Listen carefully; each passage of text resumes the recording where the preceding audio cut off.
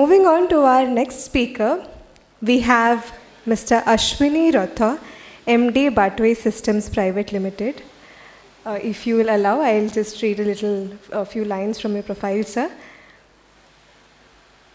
Dr. Aswini Kumar Rath is the founder and CEO at Batoi Systems and is actively involved in strategic affairs and product development.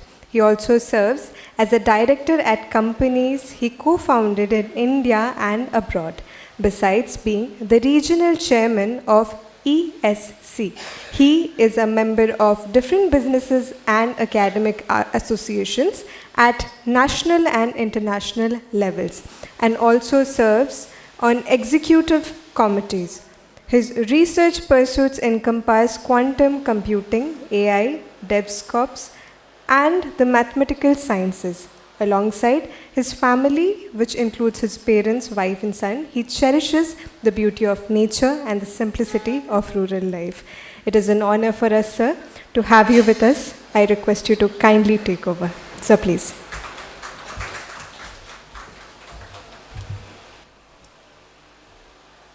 Good afternoon. It's a pleasure and my gratitude to Manoj Babu and FINVISION for inviting me. We are particularly providing different deep tech solutions, including cybersecurity, to financial institutions, banks, some of the Fortune 100 companies, particularly in finance domain in USA, UK, and Europe. And cybersecurity has been very, very important discussion point for finance.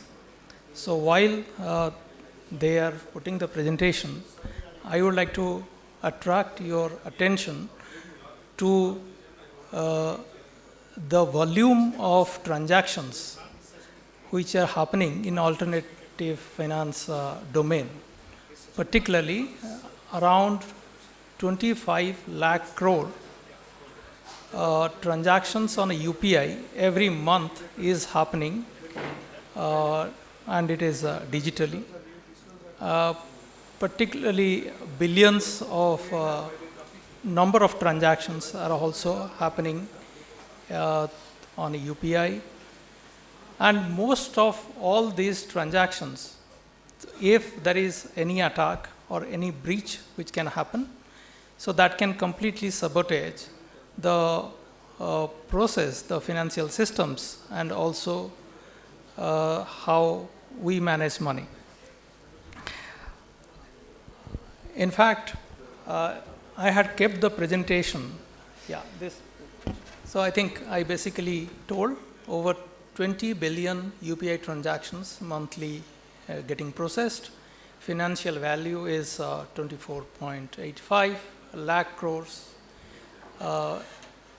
And bank integration, almost 700 banks, their system is working together to process your loan, to make your transaction happen, and that is why alternative finance, which is very important, the kind of growth this year, if you see, and if there is any breach or mishap, so it will affect the entire population of the country and abroad. And in this whole process, human error is significant. 68% security breaches are because of human. Like by mistake, you provide the OTP. Sometimes you put your, when there is a double authentication, banks are asking. So the mobile authentication you usually do, like you get an OTP and then you verify. And usually the attackers, what they do is they replicate. That's called SIM masking. They basically take over your SIM and they put your SIM in their mobile device and they can start operating. So it's always good that you use bank's authentication app instead of just a mobile authentication. And significant rise in exploit attempts, like almost 180% rise in attempts if you look at from this year's data.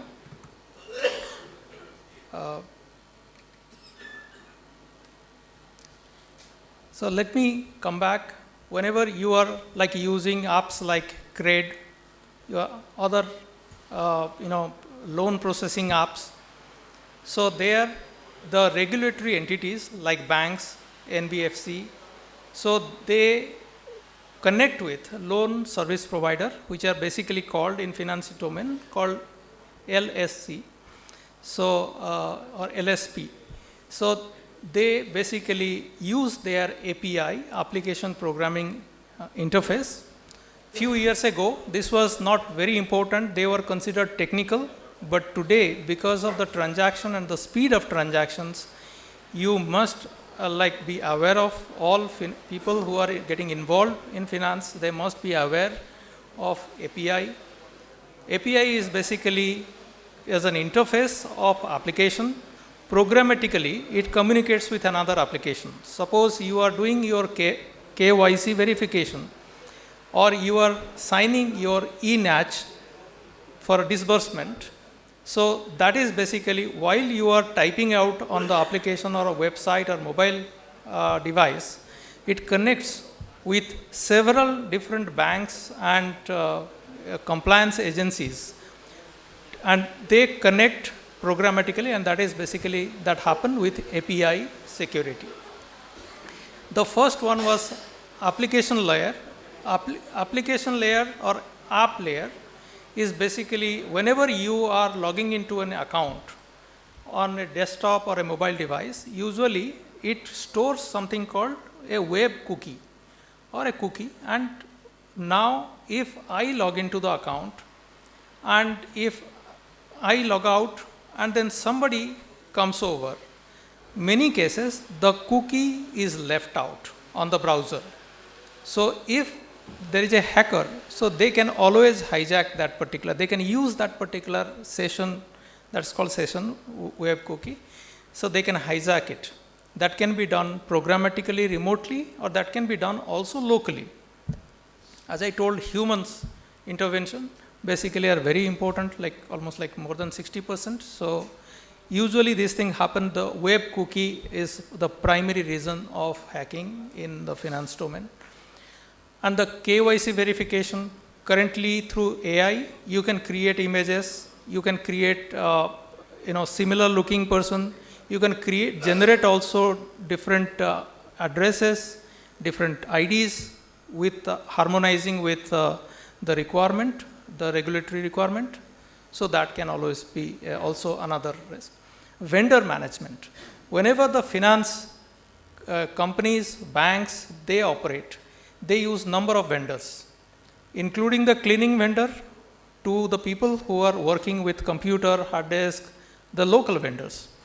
So supply chain poses a larger risk than any other in determining how the finance institutions or the finance network, they are secured or unsecured.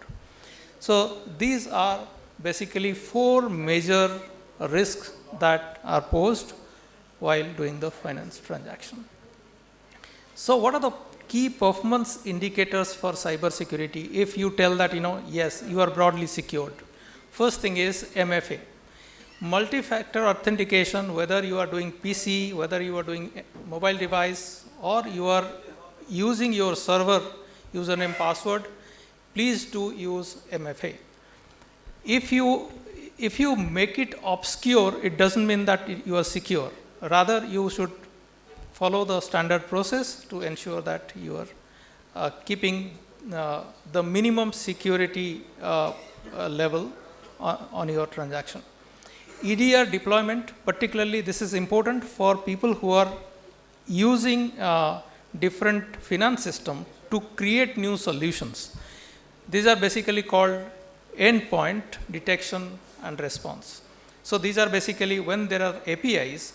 So even if you think that you have not logged in to a system, you have not disclosed your data, but because your provider, maybe you have uploaded to, suppose, I don't want to name any particular company just to not to disrespect, but there are a number of, like suppose if you want to do an insurance, You go to website, you search which is good, mutual fund, you search. So those websites, so they connect with other systems through API. If that API is insecure, then your data is all available in the market. In fact, in the deep web, the hackers can misuse it.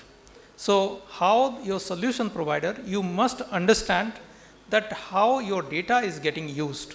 In fact, DPDP Act, which is called Digital Personal Data Protection Act 2023, has ensured that you can always ask, or you can always seek how your data is getting used. In fact, all the providers, they are mandatorily, they must disclose to you how they are using your data, how long they are storing your data or retaining your data, or whether they are disclosing the data to other parties. They have to disclose, they have to give this information to you. And backup readiness. You have to ensure that if something happens, how quickly you can recover your systems and make it online. Please remember, whenever you are using any finance app today, you are not using a single app. There are hundreds of apps together connected with different APIs. So if you are off, there are a lot of things are getting impacted. And key rotation cycle. If you are using any programmers or solution providers, they are using their keys, but you are using your password, you are using your OTP, please do rotate, please do change often. That is also one of the simplest, but these four, if you remember, or if you discuss with your solution provider, or any, even they are non-technical provider, if they are aware of these four things, the security issues can be minimized. Let me give you a 90-day cybersecurity playbook for finance, which we usually give it to banks and non-banking finance corporation. First 30 days, please do an audit and implement multi-factor authentication for all users. That's very, very important. And the second month, you must focus that you have to create a data inventory.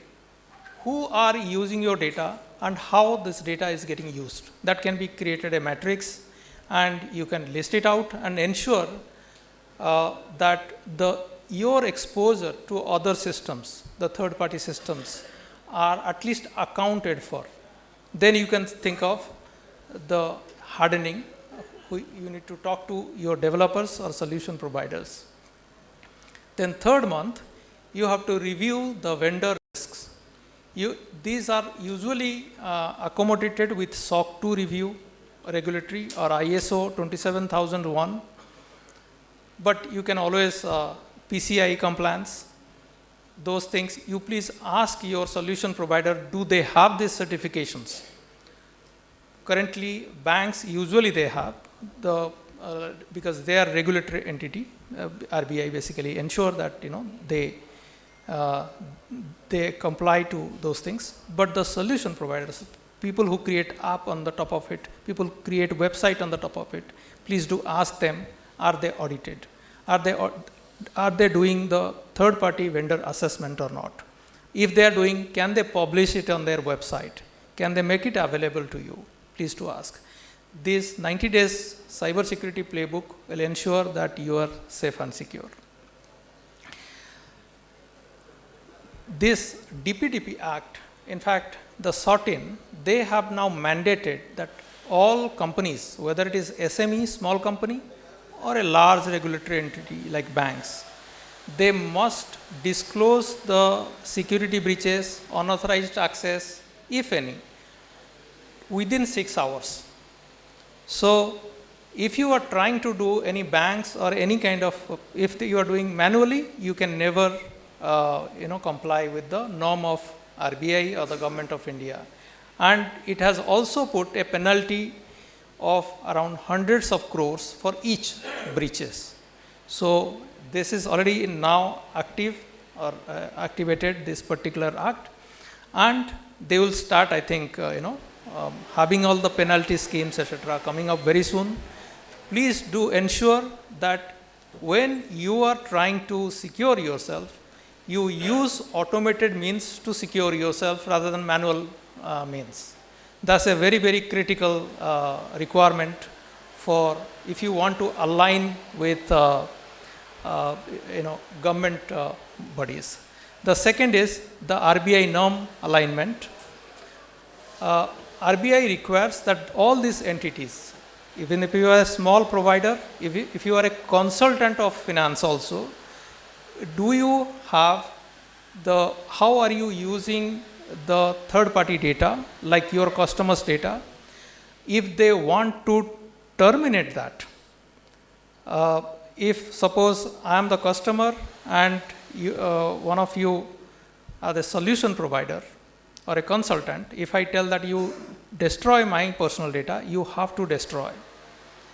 If there is a police investigation or any kind of a government statutory investigation from court is not in place, you have to destroy the data immediately. And this is mandated across all the banks, across all the solution providers. Citizens must know their rights. Solution providers should know their duties and responsibilities. And the compliance issues, all the banks, the employees, non-banking finance, staff, stakeholders must very well understand this particular thing. I have written a small book on security, automated security, which is available on Amazon. So I have kept 1 or 2 chapters particularly for stakeholders, for managers. And I would like to thank you. This is my LinkedIn. You can always reach me. And batoi.com is my company's address. And my personal details are kept in aswinirath.com.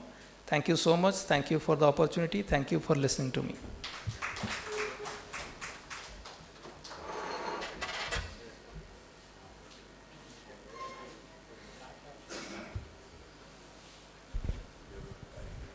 Thank you so much, sir. That was a deliberation on cybersecurity.